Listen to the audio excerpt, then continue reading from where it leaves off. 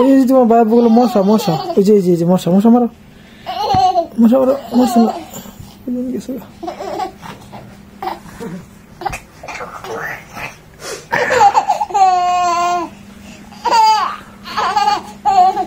যাতে কত কত দিও না। হ্যাঁ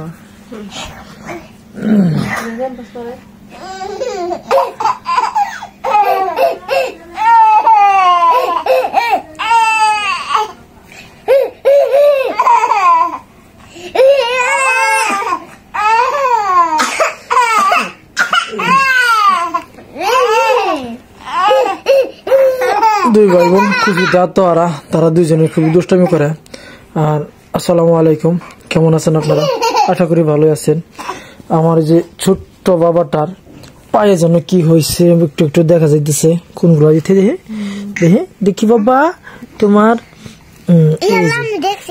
এগুলা মনে হয় দেখা যায় যে ফুটা ফুটা হয়ে যে চামড়া একটু একটু সিলা যাইতেছে, মানে চামড়া উঠে যাইতেছে না। আর এদিকে এটা না, যে যদি আপনাদের কাছ থেকে দেখাই, এই যে এটা হচ্ছে তার শরীরের ত্বকের মধ্যে পুরার মতন দেখা যায় যে কোনো একটা আগুনের ছাকা লাগলে যেরকম কালো হয়ে যায় প্রথম, পরে চামড়া উঠে যায়, ঠিক ওই রকম হইতেছে। এই যে এই পায়ের মধ্যে আছে এই যে যেন আগুনের ছাকা লাগছে।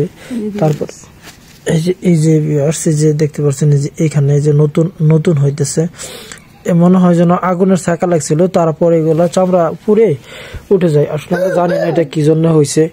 আপনাদের যদি কারো জানা থাকে, কেউ যদি এই সমস্যা ভুগেন বাচ্চাদের নিয়ে, তাহলে আমাদের একটু জানাবেন, কারণ কিভাবে ভালো হবে, কোন ওষুধ দিলে ভালো হবে। আর আমরা এখন আপাতত জানি না এটা কি হয়েছে, আমাদের জানা নেই। সেই জন্য আমরা আমার বাবাকে নিয়ে এখন ডাক্তারের কাছে যাব, দেখি ডাক্তারে কি পরামর্শ দেয় আর কি ওষুধ দেয়। চলো চলো বাবা, যাও ডাক্তারের কাছে যাই। আমরা রেডি হয়ে গেছি, এখন আমরা চলে যাবো ডাক্তারের কাছে। এদিকে যে আমার বাবাটাও সেও রেডি, তাকে সেফটির জন্য যে এমন ভাবে রাখা হয়েছে যেন বাতাস না লাগে। বাবা করে বাবা তারপর বাদ দিয়ে থাকবে, সে যাবেন আমাদের সাথে। আমরা যাবো ডাক্তারের কাছে, সেই জন্য এখন বাড়ি থেকে বের হব। আর আমাদের সেফটির জন্য মূলত যারা মোটরসাইকেল চালায় তাদের অবশ্যই হেলমেটটা ব্যবহার করা দরকার।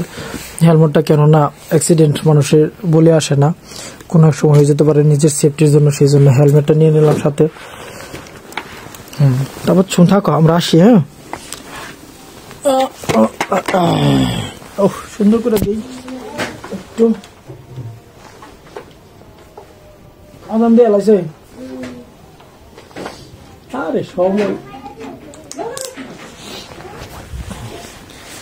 হচ্ছে হেলমেট দিয়ে নিলাম মাথায়।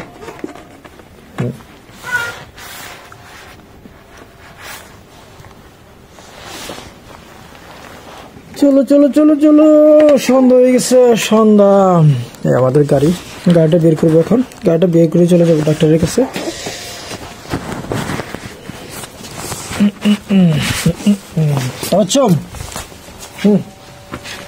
ধরো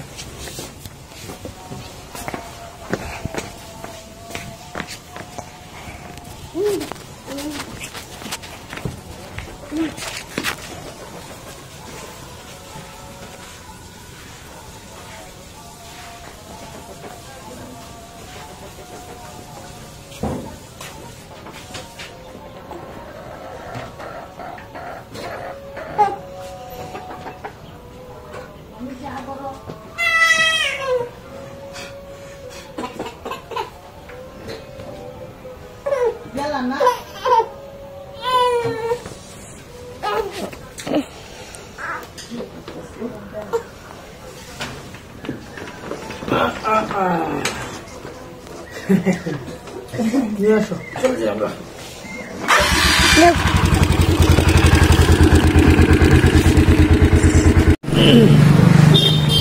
আমরা চলে আসছি ডাক্তারের দোকানে। এই হলো ডাক্তারের দোকান। ডাক্তারের ছোট্ট দোকান থাকলেও সে যে পরিমাণ সেল দেয় আসলে আপনাদের বলে বোঝাতে পারবো না। অসংখ্য পরিমাণে সেল দেয়, শুধু দেখেন কার্টন আর কার্টন। আর এইগুলা কার্টনের মধ্যে যত ওষুধ আছে সবগুলো সে আস্তে আস্তে করে সব সেল দিয়ে দেয়। প্রতিদিন তার এখানে আসে প্রায় 1 থেকে 150 রুগী আসে দেখানোর জন্য। তার এমনিতে কোনো চেম্বার নেই, সে ফ্রি চিকিৎসা করে, মানে প্রেসক্রিপশন দিয়ে ফ্রি। আর ওষুধ তার এখান থেকে নেই বা প্রেসক্রিপশন দিয়ে দেয়, অন্য কারো কাছ থেকে নিতে পারবেন, কোনো সমস্যা নেই, কোনো ভিজিট লাগে না। আসলে সে অত্যন্ত ভালো মনের একজন ডাক্তার। তার কাছে আসছে আমার বাচ্চাকে নিয়ে। এখন তাকে ফোন দেবে, দেখি ডাক্তার কোথায় আছে।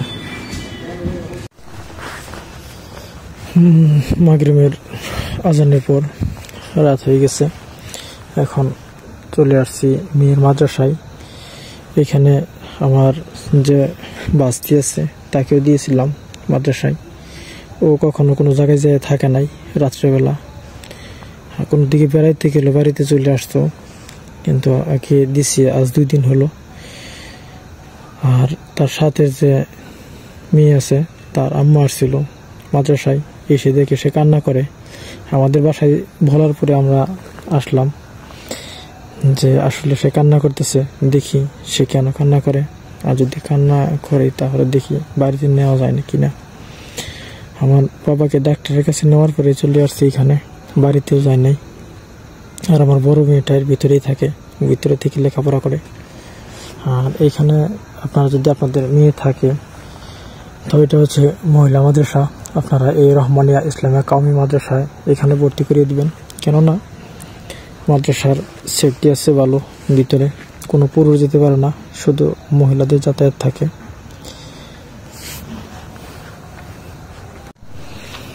এই সেই জয়া যে কান্না করতেছে, তার জন্য আসছি। মূলত আমাদের আশা হচ্ছে তার জন্য। সে বাইরে থেকে খুব বলে আসছিল যে আমি কান্না করব না, থাকবো, কোনো সমস্যা নাই। কিন্তু আসার পরে এখন দেখি কান্না করে। চরম বেঁধেছে। যাই হোক, তাকে নিয়ে আজকে বাসায় চলে যায়, কালকে আবার দিয়ে যাবো ইনশাল্লাহ। অবশেষে আমরা বাড়িতে চলে আসলাম। বাড়িতে আসার পরে এই দেখেন তা পাচ্ছ, সে আগে দৌড়ে গেছে। তার মজা কোথায়, আগে গেছে যে মজা। বাবা আসলে ওইটা সোজা করো, ওইটা সোজা করো, ওইটা সোজা করো। হ্যাঁ, ওইটা কি বলো তো, ওইটা কি বলো তো। না না, এই যে প্যাকেটের ভিতরে, প্যাকেটের ভিতরে। হ্যাঁ, না ভালো করে কও না, এটাতে মরিচের গুঁড়া বলে। মরিচের গুঁড়া এর ভিতরে। আচ্ছা, কি মরিচের গুঁড়া এটার ভিতরে? কাউ এটার ভিতরে কি? বাবা যে শুয়ে খেলা করতেছে। আসলে মূলত এটার ভিতরে কি জানো কি, এটা হচ্ছে আজকে তোমার জন্য স্পেশাল।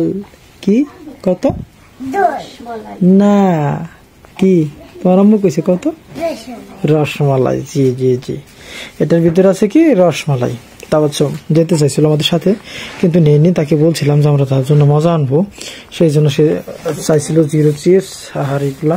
আর তার জন্য এক্সট্রা ভাবে আজকে নিয়ে আসছি রসমালাই। তার আসলে অ্যাকচুয়ালি সবচেয়ে প্রিয় ছিল দইটাই, কিন্তু দই আজকে ভাবলাম যে দই তো সবসময় খাই, আজকে অন্যটা নিয়ে যাই, একটু রসমালাইটা নিয়ে যাই, রসমালাইটা খেলে একটু ভালো লাগবে। তো ভিউয়ার্স, কথা বলতে বলতে চলে আসলাম বাড়িতে। তো এখানে ভিডিওটা শেষ করছি। সবাই ভালো থাকবেন, সুস্থ থাকবেন। আসসালামু আলাইকুম।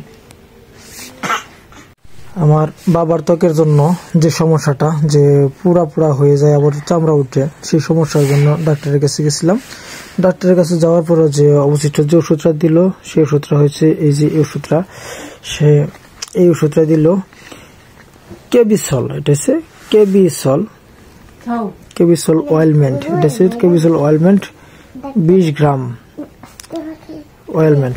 এটা অয়েলমেন্ট জাতীয়, ত্বকের কোনো ক্ষতি হবে না, সেই জন্য এটাই দিল। আর যেখানে সমস্যা হয়েছে ওইখানে দিতে বললো। তো দেখি এটা ব্যবহার করে কিরকম হয়। আর যদি কারো জানা থাকে যে আসলে মূলত ওই রোগের যে কি ওষুধ, অন্য কোনো ওষুধ নাকি, তাহলে আমাদের কমেন্ট বক্সে একটু জানিয়ে দিলে আমাদের একটু উপকার হবে। ধন্যবাদ।